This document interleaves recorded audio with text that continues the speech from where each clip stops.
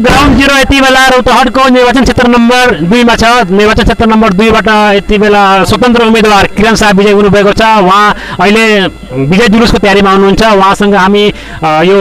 चुनावी एजेन्डाहरूको बारेमा उहाँले यो जितको मेन राज के हो उहाँसँग हामी विशेष कुराकानी गर्नेछौँ। नमस्कार, सबसे पहले अपने बधाई। नमस्कार ल धन्यवाद। ये देखल जाए तो अपने के बहुत लंबा राजनीतिक संघर्ष रही। ये लंबा राजनीतिक संघर्ष में आज देखा जाए तो अपने के लिए बहुत खुशी के माहौल है कि बहुत खुशी के क्षण है कि ये इतना लंबा राजनीति में इतना ये कठिन समय में अपने ये निर्वाचन में जीतनी। हालांकि देखा जाए तो देश का पूरा शक्ति एक साइड में, अपने स्वतंत्र उम्मीदवार एक साइड में, तो ये कैसे सफल मिली अपने? सबसे पहला हमारी क्षेत्र नंबर 2 के आम नागरिक, आम मतदाता, आम बुद्धिजीवी, आम उद्योगी व्यापारी लगायत तमाम नौजवान भाई से लेके भैया चाचा चाची लोग जे हमरा लोग पहला वोट दे के विजय कर ओकरा सही हृदय धन्यवाद देवेला चाहे छी। और हमरा इ लंबा संघर्ष के बाद में वास्तव में हम 2070 साल से इ निर्वाचन क्षेत्र में संघर्ष करते आ रही है, लेकिन आज जनता के अपार माया प्रेम के और मत से हम चुनाव जीतली है। हम जनता के ये कहला चाहे छी, हमारे आम नागरिक आम मतदाता से ये कहला चाहे छी कि जो हम एजेंडा लेके प्रस्तुत कैले रही और वो एजेंडा के हम जीतला के बाद में अब 5 वर्ष के कार्यकाल में हम निश्चित रूप से जितना एजेंडा है, हमारे 9 गो एजेंडा है, 9 गो एजेंडा के हम पूरा करम। 9 गो एजेंडा कर विकास, समृद्धि, सुशासन हमने के पहला एजेंडा है, लेकिन यहाँ स्वास्थ्य के है, शिक्षा के है, कृषि लगायत हमने के लिखित रूप में हमने अपने सबके एजेंडा में प्रस्तुति कैले छी। हमने के मूल एजेंडा पढ़ाई, कमाई, दवाई, ये क्षेत्र के सुशासन, पारदर्शिता लगायत के जो 9 गो मुद्दा है, ये 9 मुद्दा के हमने सभी दृढ़ता के साथ संकल्पित उन मुद्दा की है तो अपने सबके मालूम हो जाए चाहिए कि इस क्षेत्र में सम्मान न होते रहा, जनता के सम्मान न करते। इन नेपाली कांग्रेस के कुछ तनाशाही प्रवृत्ति अपने कुछ अलग मुद्दे में जा रहा है कि 12 अगर अपने सिर्फ कांग्रेस पे है और अभी तक जनता अपने वोट दे, ये आरोप तो अब मतलब देखा जाए तो समाप्त चाहिए रही है। यहाँ सम्मान के बात कहते रही, अपने बीच में काट दिली। हम कहाँ कहते रही है कि हमनी सभी जनता के संपूर्ण अधिकार सहित आत्मसम्मान हमनी के एगो लम्हरी एजेंडा है। ये वो नाहिते हमनी एजेंडा में न रख ले छी। दूसर का एजेंडा है परिवर्तन। इस क्षेत्र में परिवर्तन अभी 35 वर्ष के इतिहास में परिवर्तन जो आज जनता ये माहौल ये परिवर्तन कर दिले है। विकास और समृद्धि के नाम में यहाँ 0 है, सुशासन के नाम में 0 है। और तो अपने जितनी तक मतलब विकास और सुशासन होई तो अपने निर्भय समाज बनावे के लिए परिकल्पना कर रही। आज हमारा जीते से पहले समाज निर्भय हो गए है और हर गांव से जनता उठ चुकल है और निर्भय हो गए है। और इस सारा एजेंडा लेके हम प्रस्तुत मिली है। आज हम विजय जुलूस की तैयारी में छी और आज हमने सभी कुछ रूट बनाए छी, वही रूट से हम जा रहा छी। हम इतने जनता के कहला चाहे छी कि हम जितना हम परिकल्पना 9 गो जे हम अपन एजेंडा रखले छी, उन 9 गो एजेंडा हम एकदम जबरदस्त ढंग से प्रस्तुति करम। देखा जाए तो क्षेत्र से जे भी जीतल है के पार्लियामेंट के लेल जे भी जीतल है के वो मंत्री बनल है के अपने के केना मंत्री बने के मतलब केना लाइन मिल रहा है? निश्चित रूप से अपने बहुत अच्छा प्रश्न रख लिया। हमें पूर्ण आत्मविश्वास है कि हमने सभी यहाँ के जनता के ताकत ऐसा है, यहाँ के जनता के गड़गड़ाहट ऐसा है कि हमारा आत्मविश्वास है कि केंद्र के लोग भी सुन ले है और केंद्र के नेता सबके फोन आवे के क्रम जारी हो गए हैं। और हम पूरा विश्वास छी कि हमारा मंत्रिमंडल में जैसे भी सहभागी कराई हन और मंत्रिमंडल बना रही देखा जाए तो अपने स्वतंत्र रूप से उम्मीदवार छी, स्वतंत्र रूप से अभी कोनो पार्टी में ना मिलल छी, तो एमे तो देखा जाए तो कोनो एंगल से ही ना मिल रहा है कि अपने मंत्री मिल रहे। सबसे पहले हम कहना चाहे छी कि ये देश लोकतांत्रिक, प्रजातांत्रिक, गणतांत्रिक व्यवस्था में दलीय व्यवस्था में चलते रहे, लेकिन आज कोनो दल के आज वो स्पष्ट बहुमत न होला है कारण से ई बैसाखी टेकल सरकार बने वाला है, कोनो के एकल बहुमत न बने वाला है। इसलिए हमनी के साथ सहयोग उस सरकार के आवश्यकता पड़ते, वही में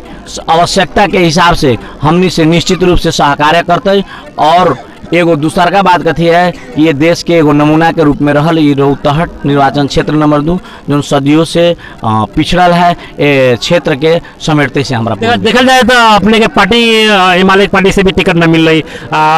अपने स्वतंत्र उम्मीदवार मतलब कैली जहाँ पे बिना कोनो संगठन पार्टी से भी अलग हो गई। ये हिम्मत कहाँ से आला कि फिर अगर किरण साहब उम्मीदवारी कर दे रहा कि तो जीते के संभावना कितना परसेंट हिम्मत कैसे आला अपने आत्मविश्वास कैसे लग? हमारा तो आत्मविश्वास वही दिन मिलक जौना दिन हमारा पार्टी टिकट न दिलक हम निराश हो गए काठमांडू से घरे चलल आवित रहे लेकिन कोई लोग के पता न रहे लेकिन हमारा अगल बगल के स्टाफ कथी करे सहयात्री करे वाला साथी से पता लगा के हजारों हजार के संख्या में हमने के नेता कार्यकर्ता सभी अलन दूरा पर एक बात करन अपने के पार्टी ने ना टिकट दिलक अपने जनता के टिकट से लड़ू अपने के जीत सुनिश्चित है और जनता के अपार माया प्रेम उत्साह उमंग देखला के बाद में हम आट कैली और चुनावी रणनीति में आगाड़ी बढ़ली। आज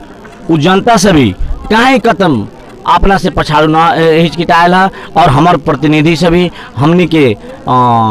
जे नेतृत्व करे वाला समाज के अगुआ रहे हर एक पार्टी के असल मित्र से भी हर एक पार्टी के लोग से भी हमारा निश्चित रूप से वोट दे के नोट दे के हर एक चीज दे के हमारा साथ सहयोग दिलन आज हम विजय भेल। देखा जाए तो अपने के अभी स्वतंत्र उम्मीदवार थी आगे अभी यात्रा कौन पार्टी के साथ में जाए वाला? हम अभी निश्चित रूप से हम कोनो पार्टी के जोरे जाए से अभी यात्रा न कैले छी। निश्चित रूप से देश और के परिस्थिति देखला के बाद में अपना ये जनता के से सहमति सहकार्य करके ही हमनी सब आगाड़ी बढ़म। अभी हमनी सभी कोनो पार्टी के दल में जाके आबद्ध हो के हम कोनो ऐसा मानसिकता न बनले छी। देश और राष्ट्र के कैसे विकास समृद्धि सुशासन होई अब हम एगो क्षेत्र के मात्र न रह गेली अब हम देश के एगो माननीय भेली एल देश के हिसाब से देश और राष्ट्र के भी एकदम हमनी के स्वाभिमान के रक्षा कैसे होई हमनी के क्षेत्र के स्वाभिमान के रक्षा कैसे होई वही हिसाब से हमनी सभी कदम चलम। अभी कोनो किस्म के उसन कहा कोनो पार्टी में जाए के हम मानसिकता न बने क्या तो दलीय व्यवस्था से अपने सबके पता होगा चाहिए कि दलीय व्यवस्था में हम जीवन में सबसे बड़ा संघर्ष कैली और सब दल के लोग हमारा साथ उसन कवे व्यवहार कलक जो